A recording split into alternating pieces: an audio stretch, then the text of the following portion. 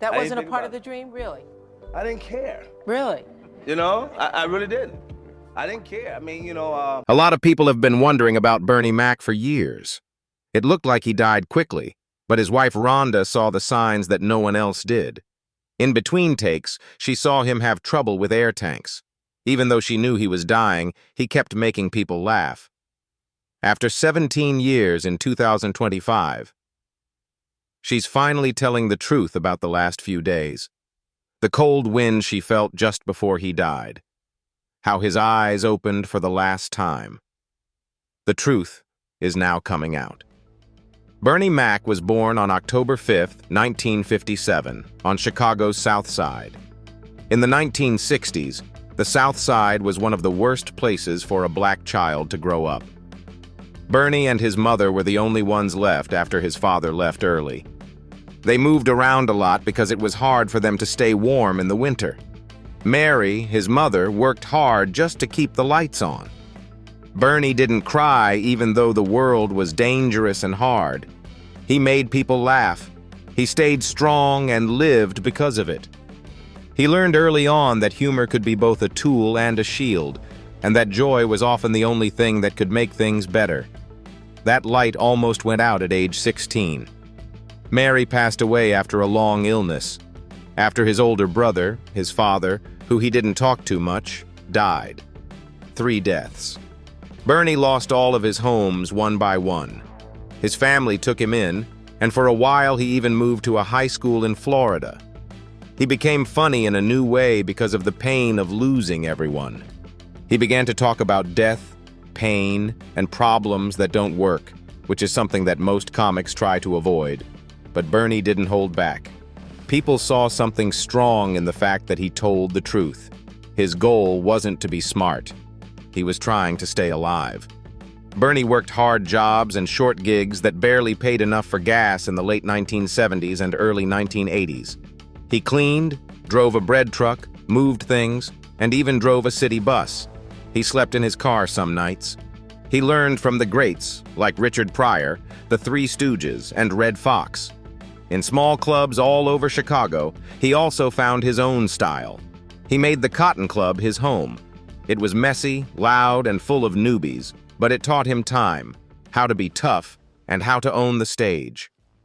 The whole thing was seen by his wife Rhonda. Before anyone else, she had faith in him. She met Bernie when they were both kids. Other people didn't see what she saw in him. Bernie was only 19 years old when they got married in 1977.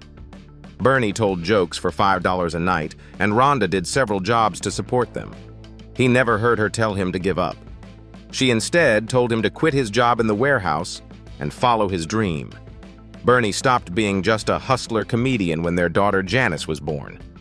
After having kids, he wanted to leave something behind. They were close for almost 30 years. Bernie always said that without her, he wouldn't have been able to do it. Bernie finally got his break when he was 32 years old. In 1990, he won the Miller Lite Comedy Search. That one win changed everything after more than 10 years of hard work. All of a sudden, he started getting calls for real jobs and shows across the country. It didn't happen overnight. It was recognition that had to be won. That moment made him feel hopeful again. It made him feel like he wasn't crazy to think he could do it. It was finally paying off all the nights he slept in his car and was forgotten. He wasn't just another Chicagoan comedian anymore. You should keep an eye on him. Then 1992 came along. The HBO show Def Comedy Jam changed Bernie Mac's life for good. The crowd was crazy and ready to boo anyone off the stage. Bernie didn't freak out like most acts would have. He wore a black t-shirt and yelled, "I ain't scared of you motherfuckers," as he left. The room blew up. He did more than just act. He took charge. He told the people there how to listen. He became famous in those 4 minutes. It wasn't just fun to laugh. It was about guts, strength, and being present. After that video went viral, doors started opening all over the place. The same year, he got his first movie part. It wasn't exciting. In Mo Money, he played a club doorman. Even though the pay wasn't much, he kept going. He had small parts in Friday and Who's the Man. Flip, a sad and broken man he played in Above the Rim, showed that Bernie could act with more than just laughs. The pieces were little, but every one of them was a step forward. He knew he wasn't just there to make people laugh. He was making something strong. He started working on Moesha as Uncle Bernie in 1996. He wasn't in the lead, but it was something new for him. There was steady work and the chance to learn how TV really worked. He paid attention. Among other things, he learned how to work with producers and change the story. He had to fight for TV time, and it wasn't always easy. But Bernie used every second to get better. He might not have learned how to run his own show without Moesha. There was a moment in the late 1990s when four very different comics met, and their styles changed forever. These artists, Bernie Mac, Steve Harvey, Cedric the Entertainer, and D.L. Hewley, were the ones who were meant to share the stage at first.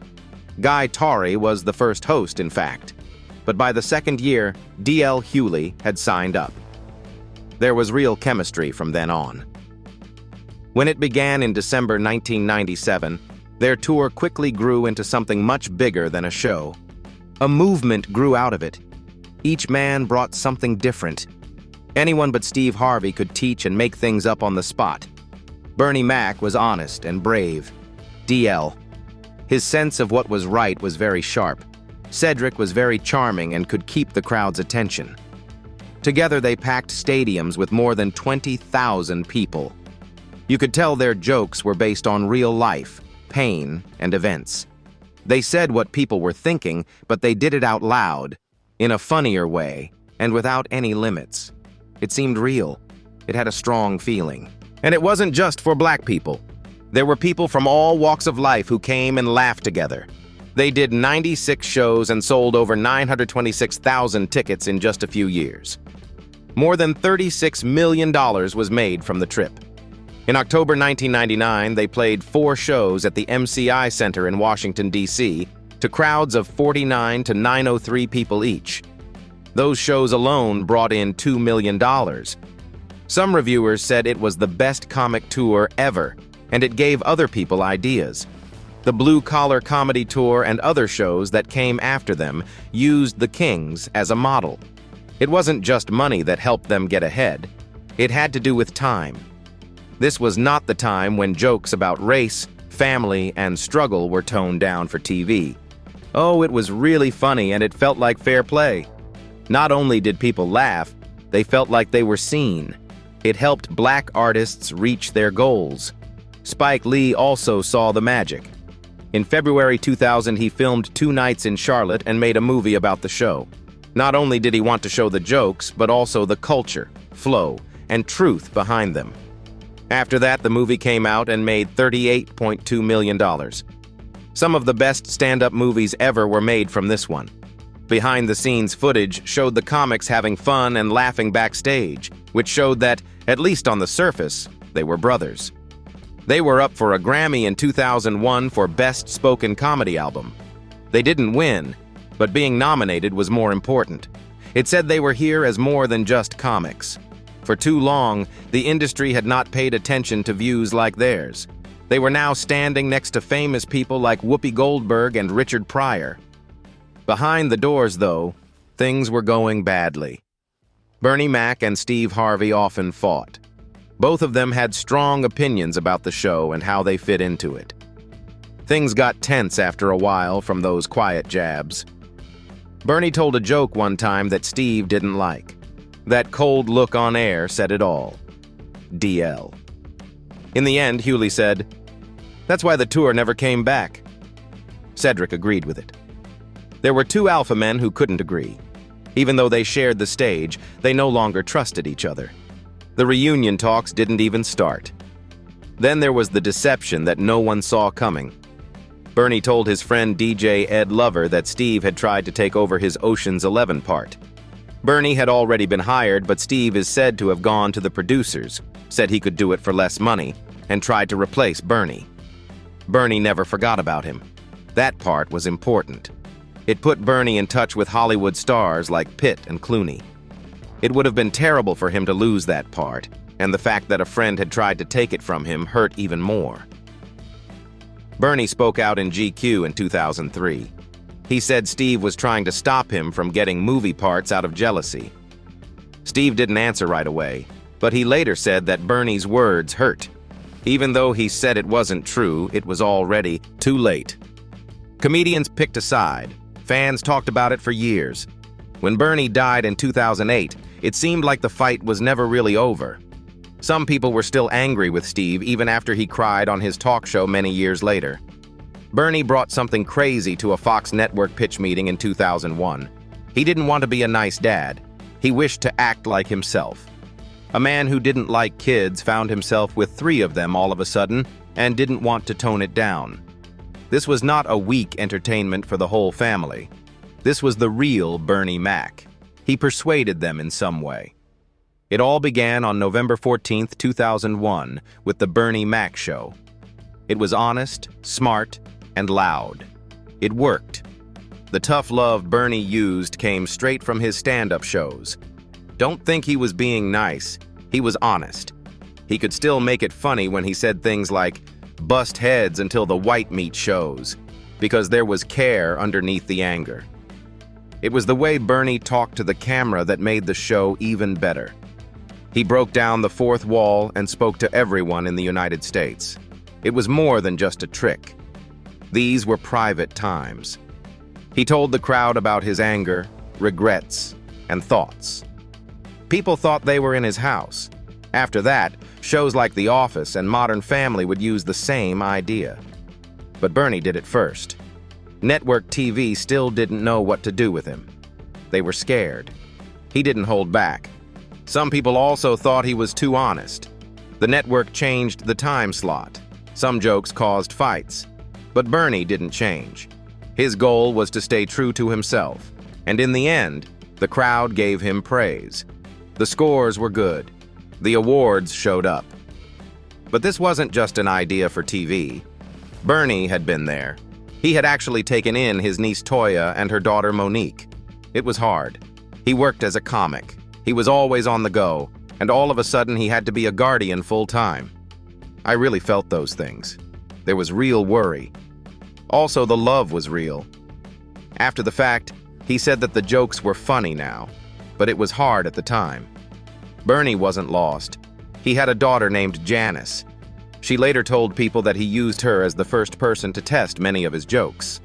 The disaster was played up on TV, but the truth was more complicated. Berners tried to keep his family together and his job going at the same time. Things went well with the show. Bernie was up for Outstanding Lead Actor at the Emmys twice, in 2002 and 2003. The team that wrote the comedy won the Emmy. A Peabody Award and a Humanitas Prize were given to the show. These were more than just prizes. They said something. Bernie had done something important and funny. You could see pieces of his heart everywhere if you looked really hard. Bernie really liked the White Sox. He grew up with them, and he told everyone on the show.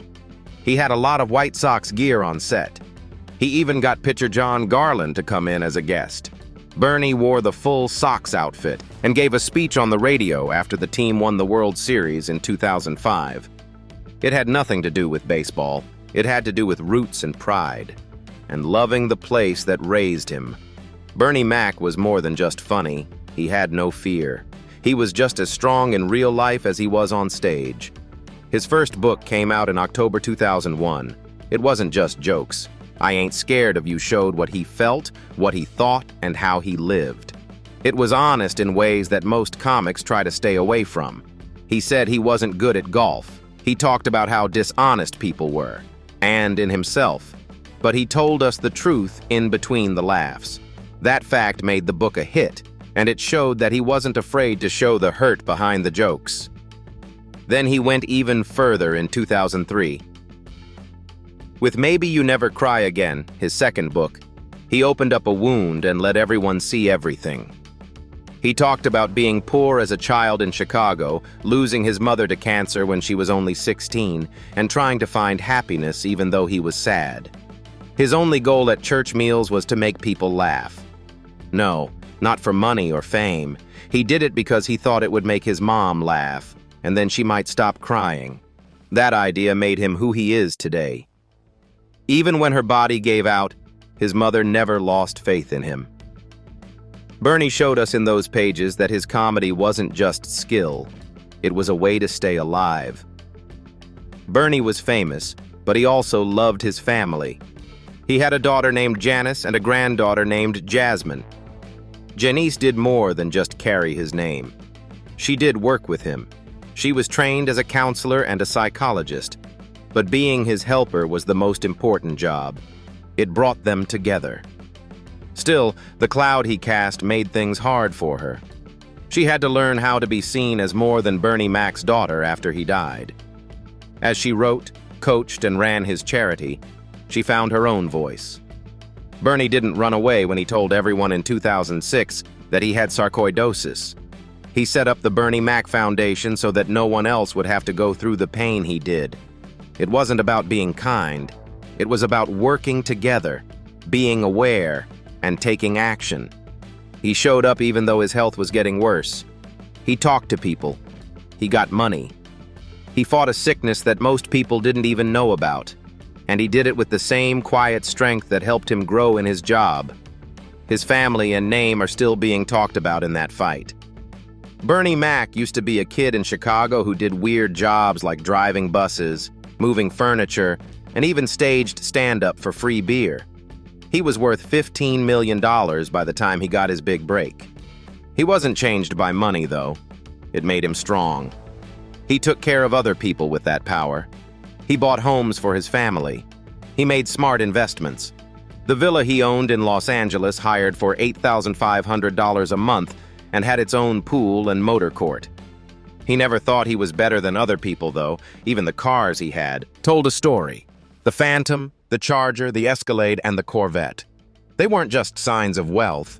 The man who gave them to him never thought he'd leave the block. Bernie shocked his fans in 2007 when he said he was done with stand-up. His show was still new. His movies were still great.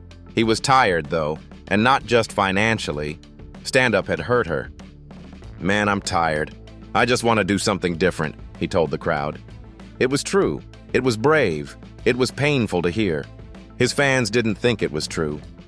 Bernie knew, though, that his body was trying to tell him something. He paid attention. The battle with sarcoidosis began a long time before it became famous.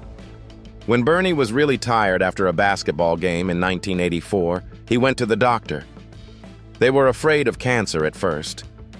The truth then came out. Sarcoidosis wasn't common. It was risky. It held on tight and never let go. It made his lungs hurt. It made me tired all the time. But Bernie didn't tell anyone. He worked hard.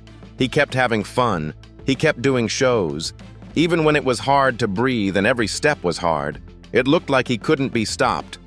But he had a war going on inside that he never talked about. He said, "Sarcoidosis has been in my body since 1983. It hasn't changed or limited the way I live.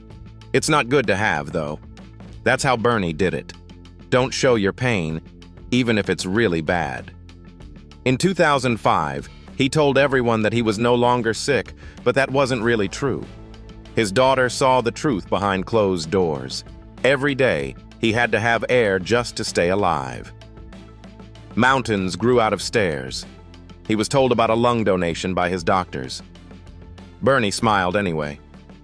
He did show up, though. He wasn't telling lies to hurt anyone. He just didn't want sympathy. He didn't want people to worry, just laugh. Bernie worked all through those last few years. He was hooked up to breathing tanks while movies like Soul Men were being shot. The crew thought he was just concentrating. They didn't know that he was taking a break to breathe in between takes. He refused to leave. He was fine with it. He only wanted one more shot, one more chance to get it right. Even though he knew his body was failing, he wasn't going to let that define who he was. They told him to slow down. He didn't. They told him to cease. He wasn't going to. His will was stronger than his lungs. He did everything he could until he had nothing left. The news site ChatGPT said that Bernie Mac was taken to Northwestern Memorial Hospital in Chicago on July 24, 2008. It was hard for him to breathe because he had a fever. He had lost all of his energy, and it was hard for him to even speak. After being diagnosed with sarcoidosis in 1983, Bernie had been living with it for many years. He said it was gone by 2005, but it had made his immune system weak. His family hoped he would get better like before. Doctors knew it was bad, though. Soon after, he was put on a ventilator. The man who was known for lighting up shows now relied on machines for everything. Bernie was in the ICU for 17 days. His lung infection kept getting worse.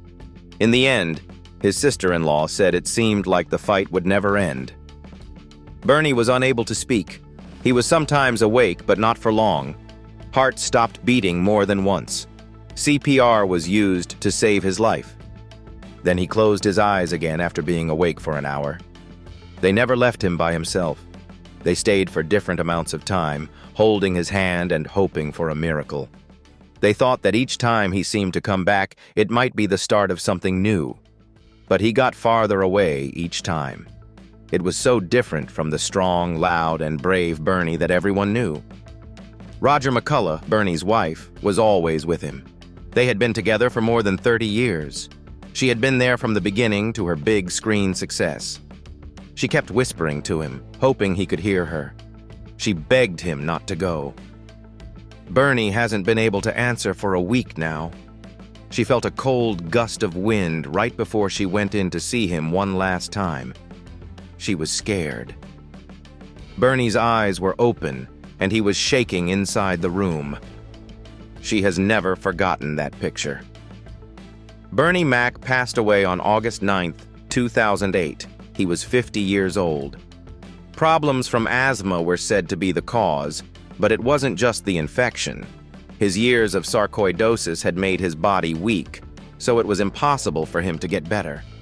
Everyone thought he was steady the day before, but by the next morning, everything had changed. His family was broken up. His wife, daughter Janess, and sister-in-law Mary Ann saw him fight right up until the end. The word got around quickly. Fans and other performers all over the world were shocked. Bernie was up for an Emmy and had millions of fans, but the real fight he was in was not in front of the cameras. After a week, on August 16th, more than 6,000 people came to say goodbye. House of Hope Church in Chicago was filled to the brim with sadness. The gathering went on for 4 hours. A lot of people sang, laughed, and cried. Big screens showed Bernie's jokes, which made everyone feel like he was still there.